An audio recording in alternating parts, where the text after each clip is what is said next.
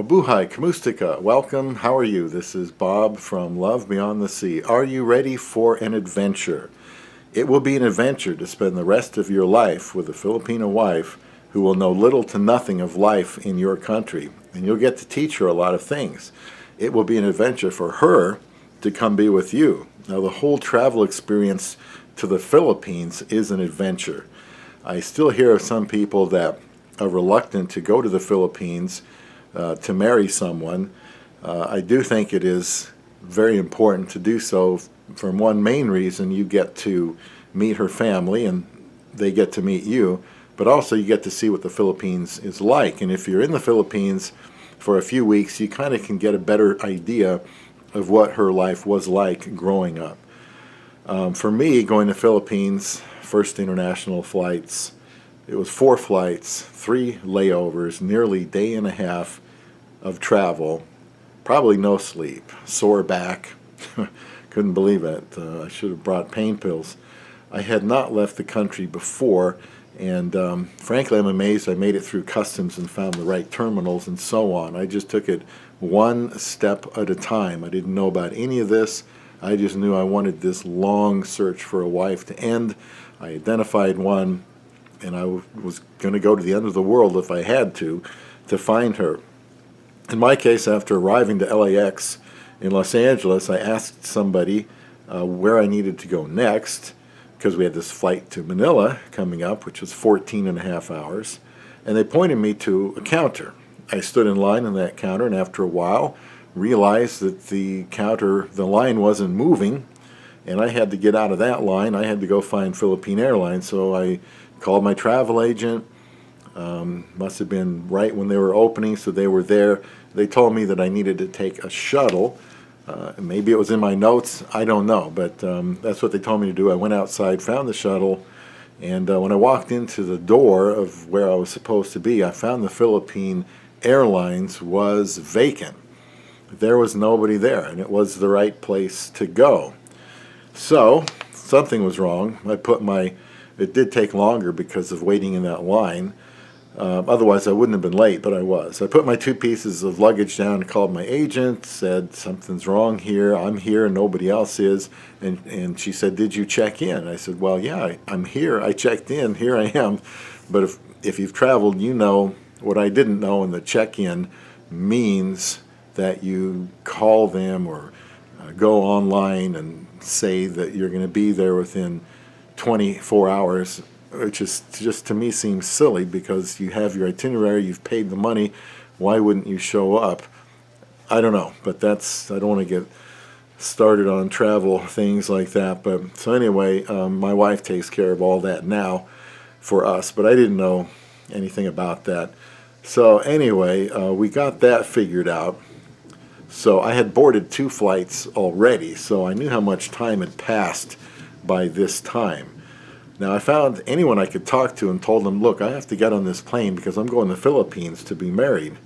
And I don't know if that helped, but I did find a Filipino worker, and he used his radio to ask what could be done or should be done, and after pacing around for a while, he waved me over, and I think I showed him some papers that I had, and we ran some stuff through the x-ray machine, and then they pointed me to my next stop, and to get ready to get on the plane.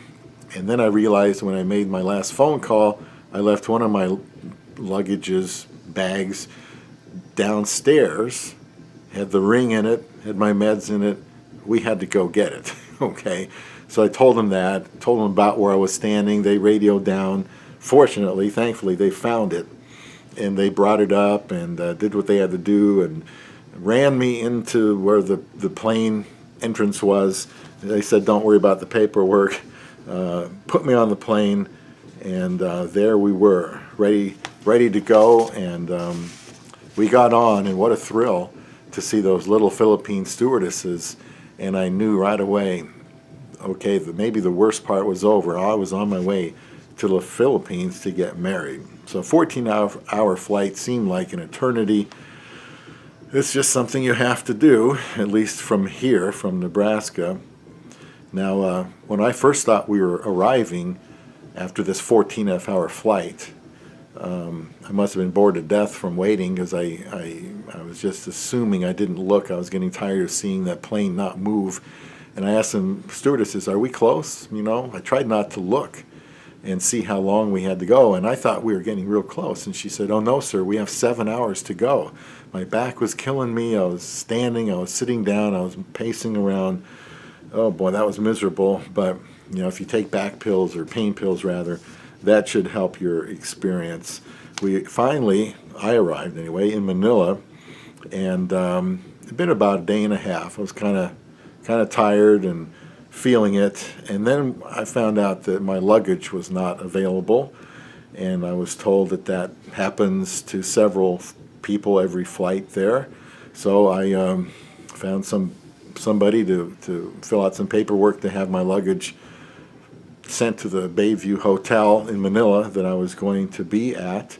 And if that wasn't bad enough, I had to meet my wife, my fiance, there.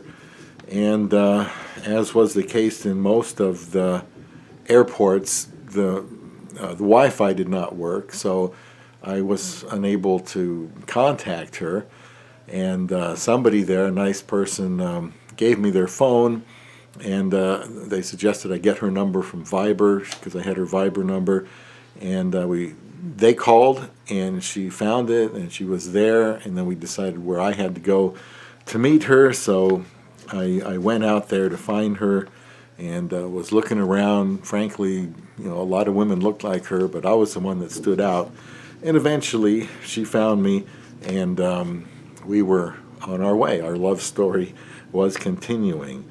Now, the weather in the Philippines was extremely hot, I thought, and that's part of the adventure of marrying somebody in the Philippines.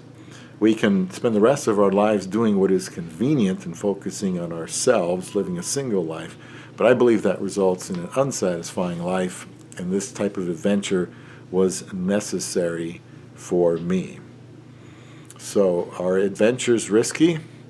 It can be, but you're in control of the process of getting to know women when you're on a dating site. I found my wife on Christian Filipina, so hopefully my Indiana Jones days are over now.